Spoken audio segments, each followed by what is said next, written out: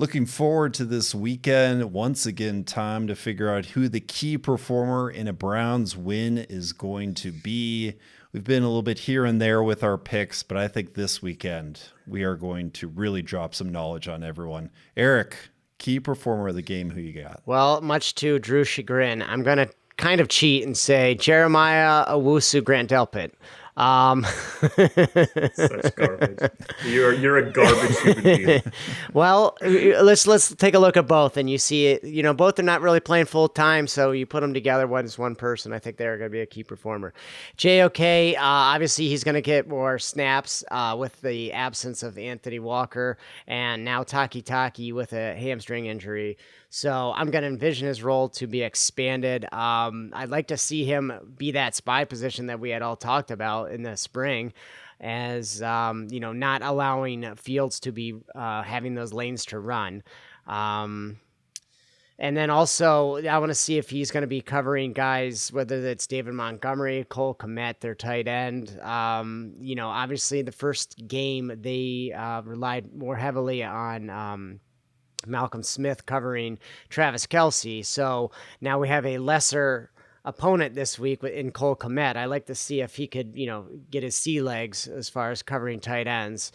So that would be a good start. So I think he's got a chance to make an impact on this game, both in coverage and reading the run game of Justin Fields.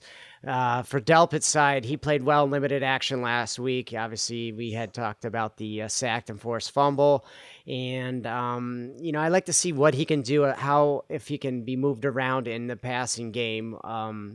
Not only rushing the quarterback, will he be used more also in coverage, whether that's a third wide receiver, also could potentially be that tight end running back as well.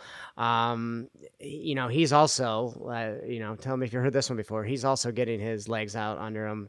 This is only his second game in the NFL. So I think combined what they're going to be asked to be doing in coverage and not allowing the running game to kind of explode, like those two pieces, I think, are vital to success for the Cleveland Browns defense.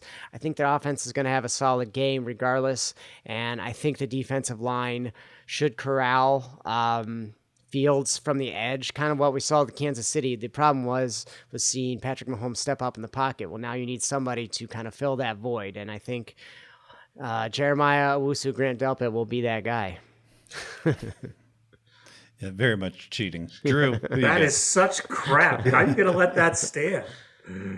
I actually had something else written here. I mean, if I hadn't just called Eric a garbage human being, I would have cheated to say Joe Woods, but I certainly can't do that now. So I'm going to go the other way with it entirely. Forget every single note I had written about how Joe Woods has to call a better game.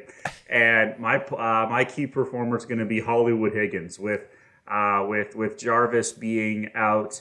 They need that solid veteran sort of route runner, zone beater, the guy that you can look to always make the tough catch, whether that's over the middle, whether that's beating a tackle to pick up a first down.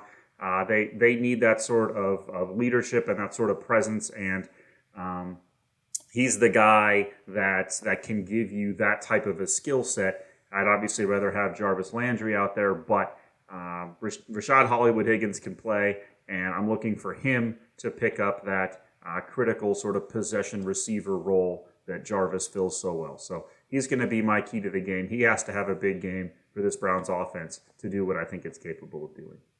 I'm going to pick Baker this week. I think orchestrating multiple ways to attack this Bears defense. He's done really well with his tight ends so far. I want to see him go to wide receivers here. It's been a revolving door of wide receivers, but he has some of his favorites like Higgins. I'm going to look to Baker to really be a stat sheet stuffer this Sunday and lead the Browns to a big victory.